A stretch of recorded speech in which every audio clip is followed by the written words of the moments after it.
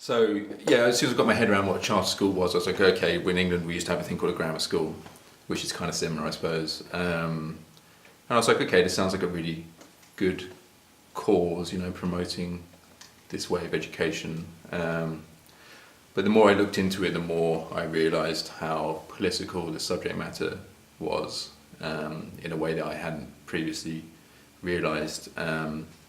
So I was just thinking, the last thing I want to do is make a political documentary about a subject I know nothing about and don't pretend to know anything about. First and foremost, it would just be foolish for me to do that because no one's going to take me seriously pontificating about education in a country that I'm not from. And then I came down to the school. I met with you, obviously. I walked into the class, Joe's class, with 20 to 30 kids, which was kind of a bit intense.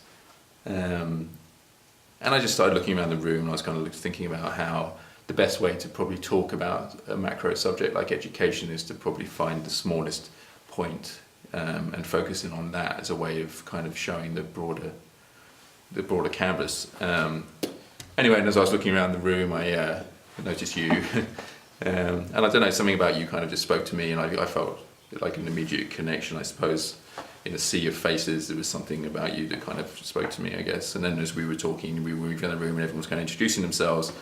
I just thought, okay, well, this is an approach. The approach could be that we could, instead of making the documentary about education or the charter movement, or even just this school or this class or Joe, it kind of was like, well, maybe if we focused in on a student or a couple of students, that would actually say everything about everything. In the simplest way possible, and then you were talking about your life and so on, and it was like, okay, so you kind of had a tough time in the public school system, and then got to the point of kind of almost dropping out, and then found this school and this program, and it kind of worked specifically as an individual for you.